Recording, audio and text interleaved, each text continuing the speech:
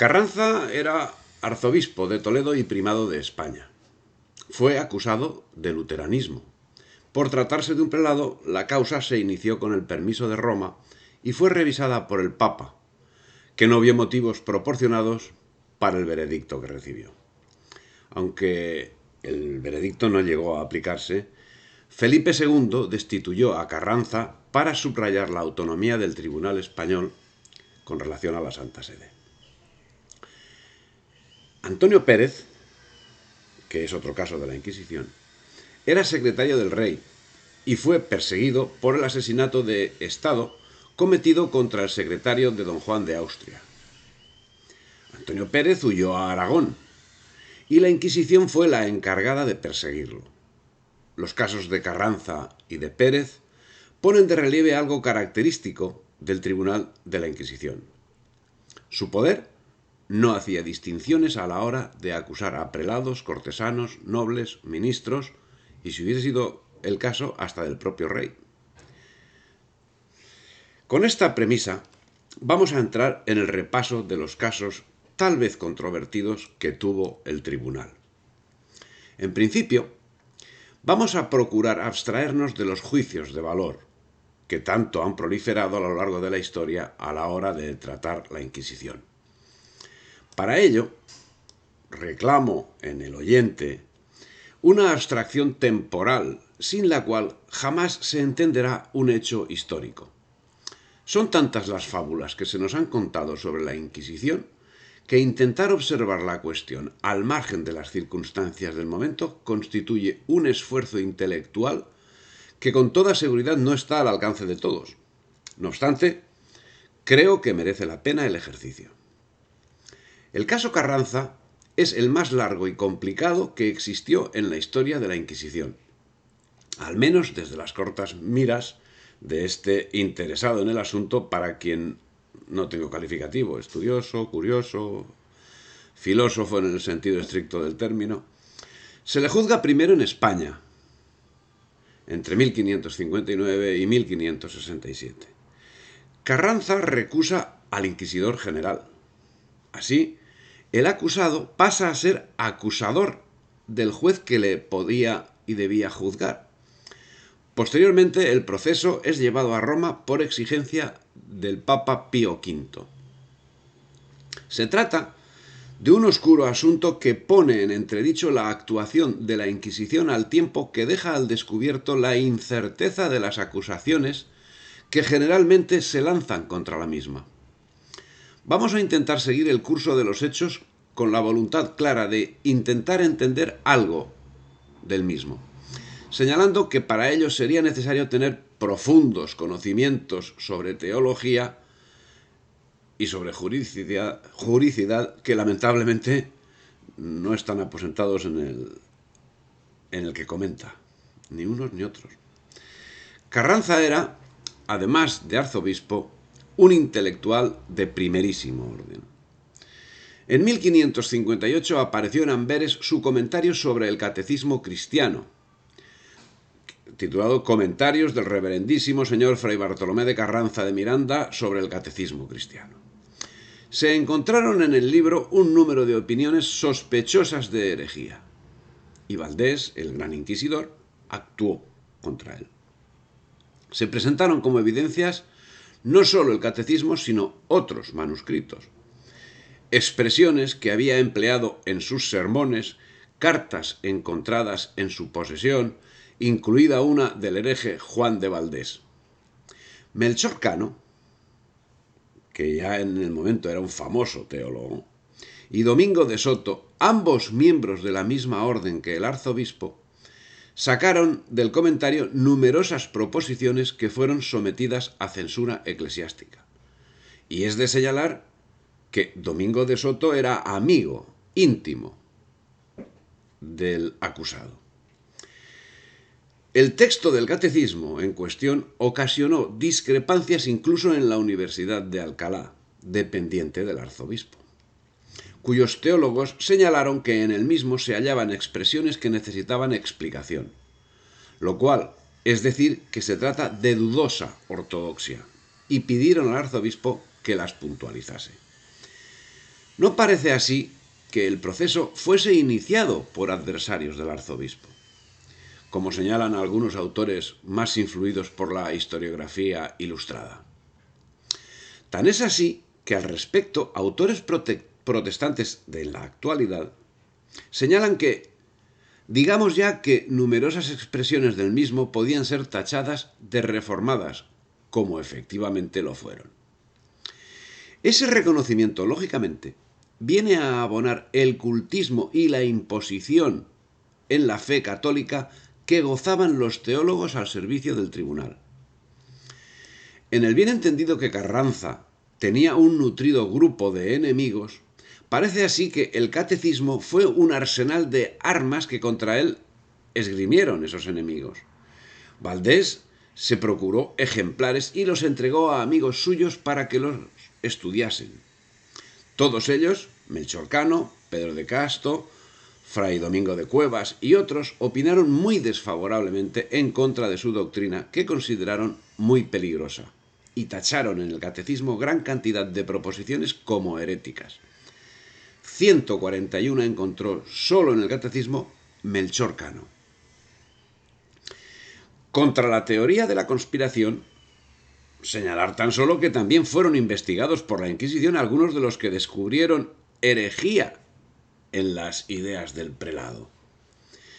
Cuando ya andaba el proceso en marcha, escribió el propio cardenal al respecto: lo que a mí me parece es que el maestro Fray Domingo de Soto no había de poner tanto escrúpulo en esto, pues no lo puso con el doctor Egidio, que fue hereje y estragó a Sevilla, cuyos errores estaban puestos en los mismos términos que Lutero, aviándose seguido de ellos el daño y escándalo que muchos saben. Pues con este, que fue tan pernicioso disimulo en algunas cosas, pasó por ellas. No fuera mucho que a Fray Bartolomé de Miranda las suyas se les tuviera el respecto que es razón, pues se debe a la dignidad e autoridad de el oficio que tiene, llevando su obra muy diferente intento e propósito de la de Egidio, especialmente sabiendo su paternidad lo que ha pasado en 3 años, tratando de la reducción del reino de Inglaterra y de sustentar el estado de Flandes, el cual estaba muy corrompido de herejes, en lo que antes había hecho, hallándome presente en el Concilio de Trento, tratando en todas las partes que he dicho del servicio e honra de Dios e de su Iglesia.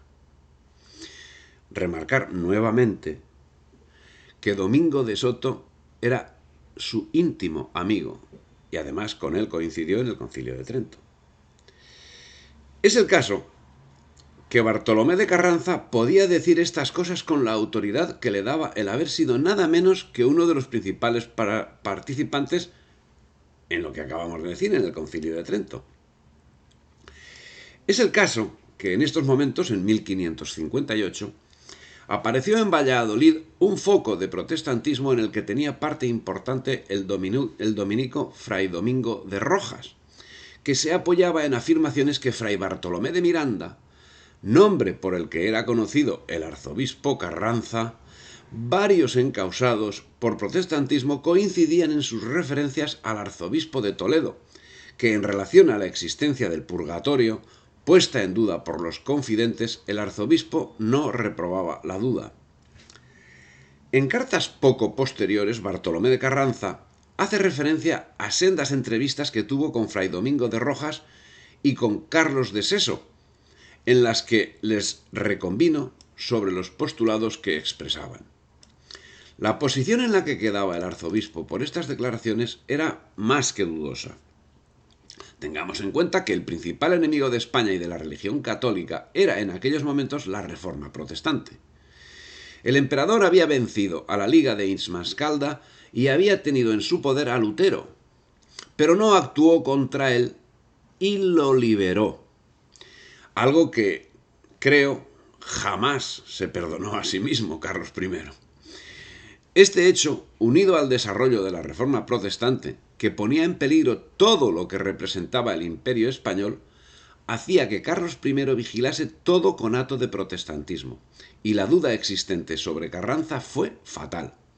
Y es que el protestantismo luterano rechazaba la Iglesia católica, negaba la autoridad papal, no reconocía la validez de los sacramentos, descartaba los dogmas programados por la Iglesia, etc.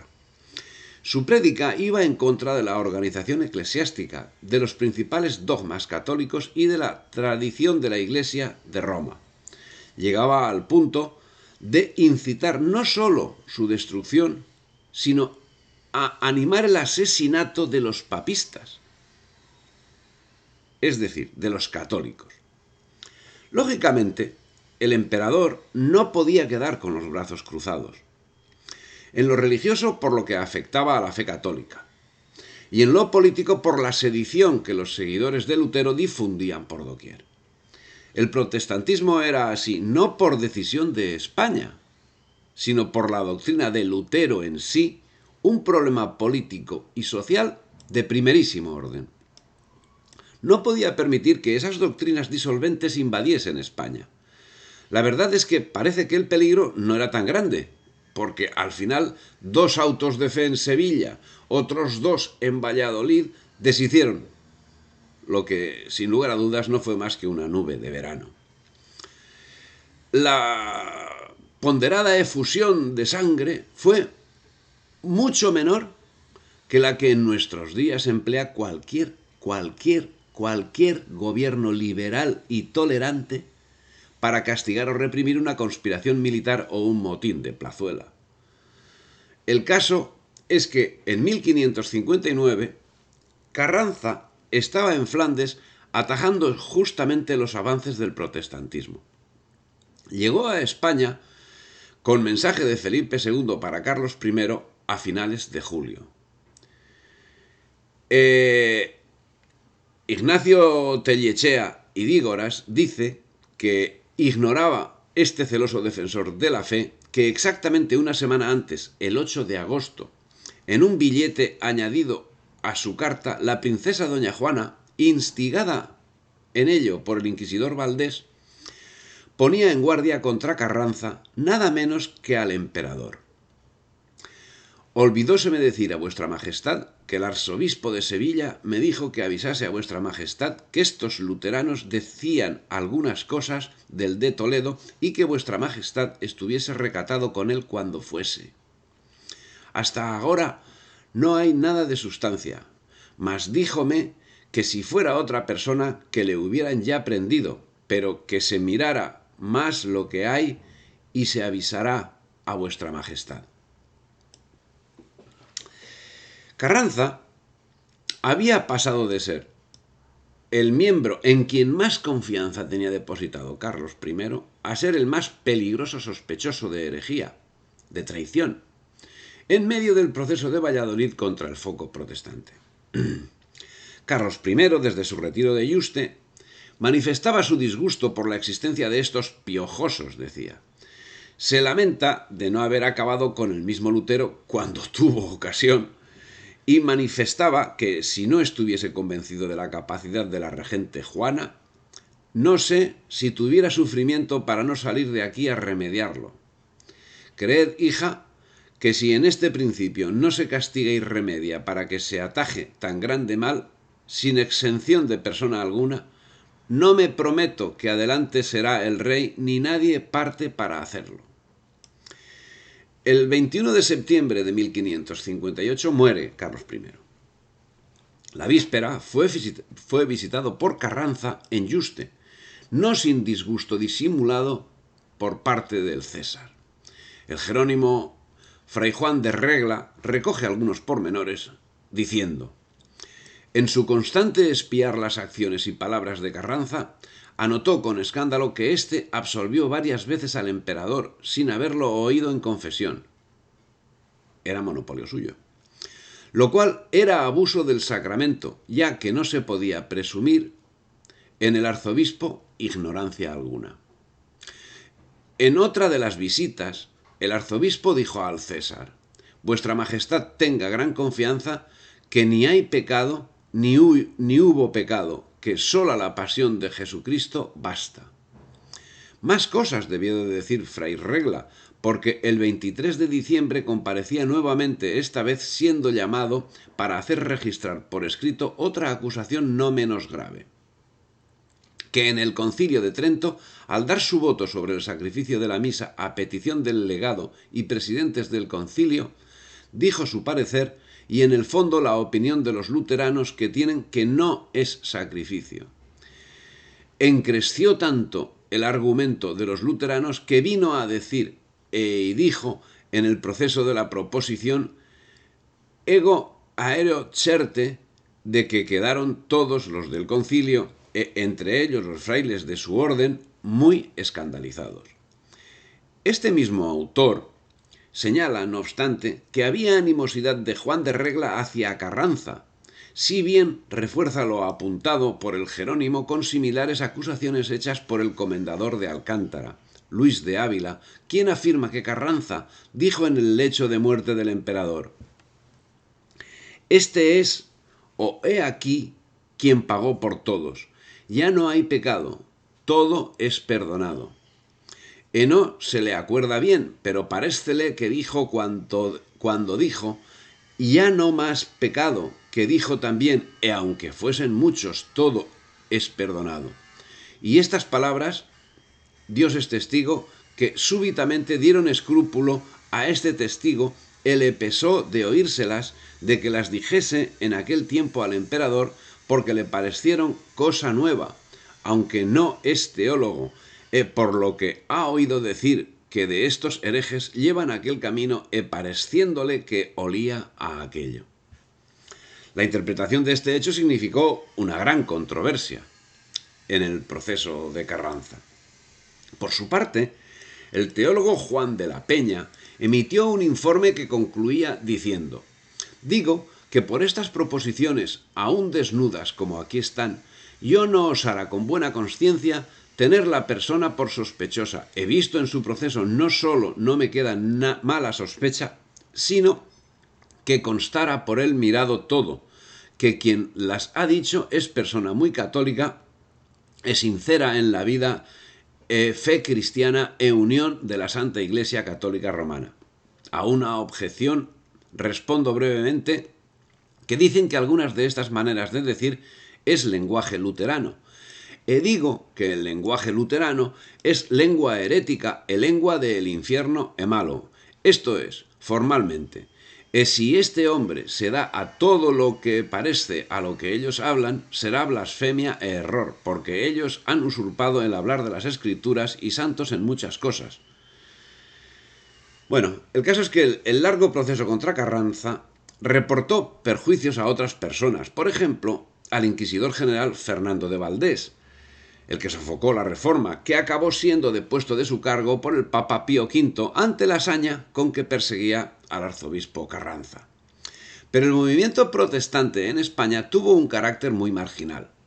El vulgo creía con toda firmeza y no tomó parte alguna en el movimiento luterano, y acudía con suma devoción y fervor a los autos de fe, donde los encorazados y ensanbenitados eran capellanes del emperador, canónigos de iglesias metropolitanas y caballeros y damas de la primera nobleza.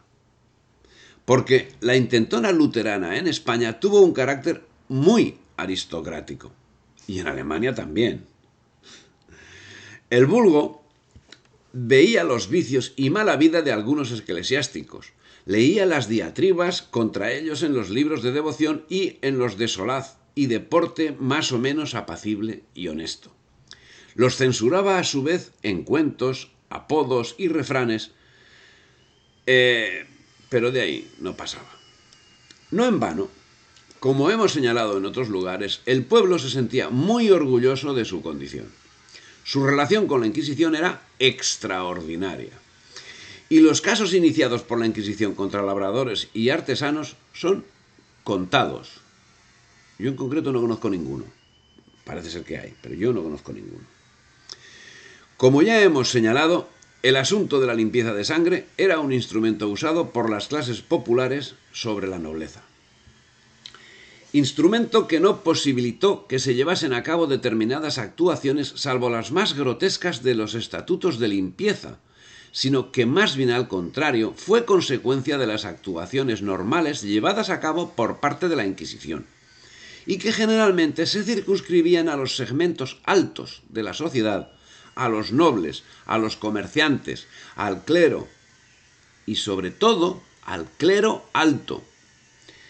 En este sentido, posibilitando la acción del tribunal en aquellos sectores donde mejor podían esconderse los herejes, supuestamente amparados por la seguridad del poder, el Papa Paulo IV emitió un breve el 1 de enero de 1559 por el que se otorgaba al inquisidor Valdés facultades para investigar durante 2 años a obispos, arzobispos, patriarcas y primates, al tiempo que se reclamaba fuesen enviados a Roma para ser procesados. Esta medida nos deja al descubierto al menos 2 aspectos que vienen siendo señalados como privativos de una supuesta actitud prepotente del Tribunal español, en tantas cosas con actuación independiente y privativa del orden estrictamente hispánico, pero en otras claramente dependiente del papado. El recurso judicial. La reclamación a estamentos superiores, propia de un sistema jurídico moderno, estaba presente en la Inquisición. Esa es la primera conclusión que surge de este breve. Y la segunda cuestión es que la independencia absoluta de la Inquisición es una realidad inexacta, puesta de manifiesto cuando menos por el Papa Paulo VI, a la hora de emitir el breve señalado. Estamos hablando de unas medidas que se hicieron públicas el 1 de enero de 1559, consecuencia del proceso contra Carranza que se había iniciado el 6 de mayo del año anterior. Proceso largo y complicado, sin parangón en la historia de la Inquisición, no por la minuciosidad en el desarrollo del mismo, la minuciosidad era generalizada, sino por la altura intelectual y la pulcritud teológica, bueno, que también era generalizada, que superó la difícil marca impuesta por la misma institución. En el proceso había 34 testigos, y las obras de Carranza y una carta escrita el 18 de febrero de 1558 a Agustín Cazalla, predicador de su majestad, que no parece decir nada, y que los inquisidores analizaron con pinzas para deducir extremadas sutilezas. Carranza sería arrestado el 22 de agosto de 1559, atraído a Valladolid mediante artimaña, antes de la vuelta de Felipe II que se encontraba en Flandes. El día 28, Castro y Ramírez informaban al Consejo de la ejecución del mandato y presentaban el inventario completo de todos los papeles secuestrados al arzobispo.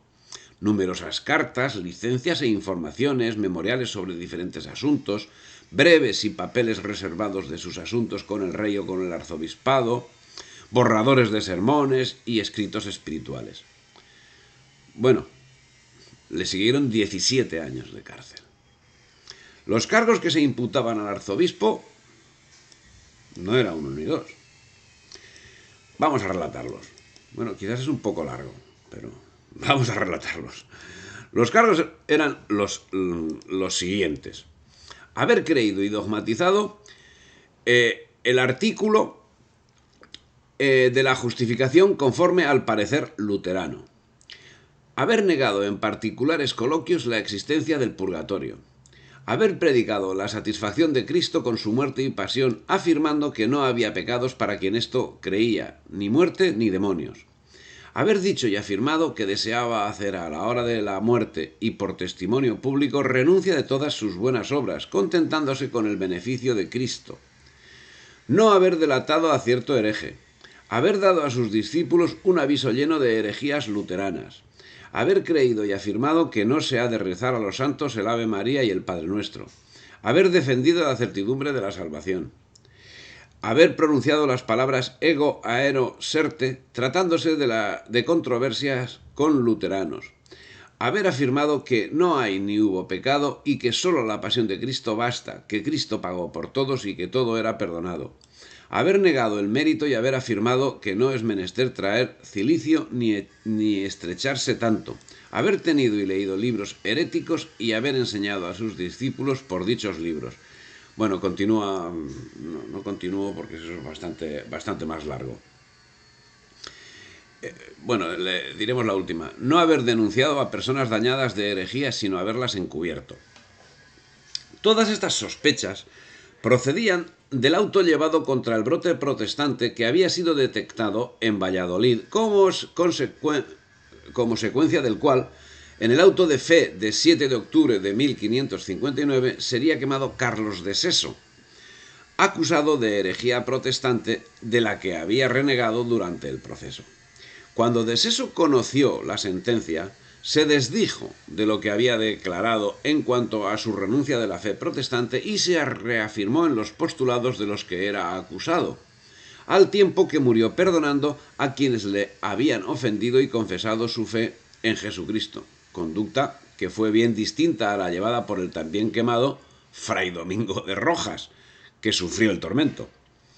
Este fraile comentó el catecismo de Carranza, al que hizo cerca de 20 anotaciones, señalando que enlazaban con la doctrina luterana, y fue uno de los principales causantes del proceso que a continuación se iniciaría contra el cardenal.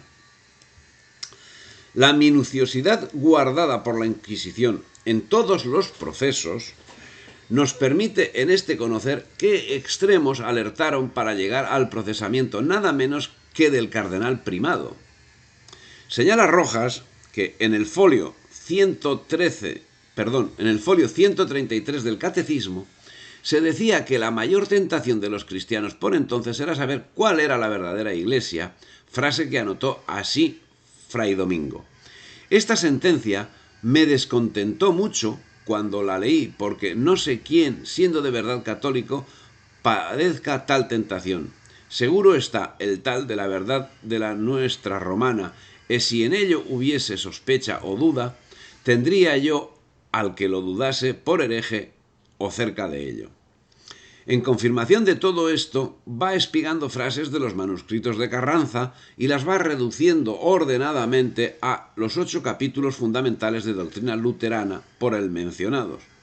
La gratitud de la gracia y exclusión de las obras, el beneficio de Cristo, la sola fe justificante, el carácter operante de la fe. Bien.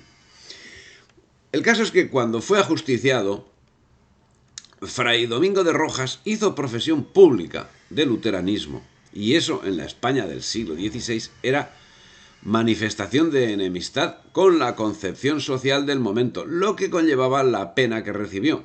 Del mismo modo que declararse católico en los lugares donde no dominaba la fe católica significaba la muerte, pero sin la garantía jurídica y el respeto a las normas que caracterizaba a la Inquisición.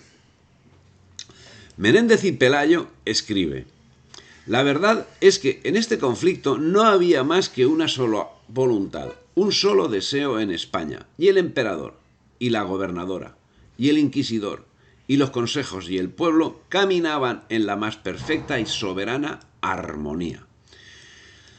La acusación, cargada de argumentos teológicos, fue respondida con los mismos argumentos. Tengamos presente que el procesado era nada menos que el cardenal primado de España, el mismo que había participado en el Concilio de Trento. 10 fueron las proposiciones de Carranza que le llevaron a ser investigado por la Inquisición. Y que, bueno, más o menos las hemos señalado anteriormente, pero que, bueno, vamos a señalar alguna. Que todas las obras hechas sin caridad son pecados y ofensas a Dios. Esa una, no las vamos a relatar todas. Que la sola fe sin las obras basta para la salvación. Que las acciones y obras de los santos nos sirven solo de ejemplo, pero no pueden ayudarnos. Bien, ante la magnitud de los acontecimientos, el Papa Pío V ordenó que la causa fuese tramitada en Roma. No se llegó a una decisión hasta el 14 de abril de 1756, ya bajo Gregorio XIII. Carranza no fue encontrado culpable de herejía, pero solamente se recomendó, que abjurase de 16 proposiciones luteranas, de las que se había hecho sospechoso y se le prohibió entrar a gobernar su diócesis durante otros 5 años más, durante los cuales se le ordenó vivir en el monasterio que la orden tenía cerca de la iglesia de Santa María sopra Minerva, donde debía realizar ciertos ejercicios religiosos como penitencia. Pero bueno, moría ese mismo año declarándose fiel a la Iglesia Católica y condenando como heréticas algunas afirmaciones que él había hecho. Carranza fue declarado como sumamente sospechoso de herejía. Se le suspendió la dignidad de arzobispo por 5 años, que debía pasar en un convento de Oviedo, y se vio obligado a abjurar de 17 proposiciones consideradas heréticas, amén de otras penitencias. El catecismo, el que él había escrito, quedaba prohibido. Fue el caso más controvertido, más largo y más teológico que afrontó la Inquisición. No se puede negar, por otra parte, que expresiones que usaba y proposiciones que manifestaba ocasionalmente pudieron sugerir que tenía opiniones heréticas. A lo que parece, a lo complicado del caso, a su finura teológica, se unió que hubo rencores, celos, envidias y malas pasiones de todo género entre Valdés y Carranza. Entre Carranza y Melchor Cano. Hubo enemistades mortales y tretas curialescas innumerables y mala fe evidente de parte de unos y de otros. Y un intrigar continuo y sin medida en Roma y en Trento. Por eso duró eternidades la causa y se observan en ella tantas irregularidades canónicas y jurídicas, pero todas estas son cuestiones de pormenor que se deja a la inteligencia de los entendidos de la materia y no alteran ni poco ni mucho lo esencial del caso. Carranza fue justamente perseguido y justamente sentenciado, lo cual no quita que sus jueces en España fuesen algo envidiosos y tal vez parciales. Pero tratándose de la Inquisición también es para poner en duda, no sé. Que Melchor Cano, amigo íntimo, anduviera duro en sus calificaciones y que Felipe II manifestase cierta saña contra el hombre a quien tanto había protegido y honrado, bueno, cosas. Con toda seguridad Felipe II y con toda seguridad Melchor Cano, que insisto, era amigo íntimo, estaban convencidos de la culpabilidad de Carranza. Pero nada disculpa los bajos amaños de que se valió en Roma para dilatar hasta el último momento la remisión del proceso y la sentencia. En fin, como tampoco es posible disculpar a los obispos que después de haber aprobado sin restricciones el catecismo, tacharon luego, después de haberlo autorizado, tantas proposiciones. Porque una de dos, o la primera vez obraron a la ligera, cosa bastante difícil,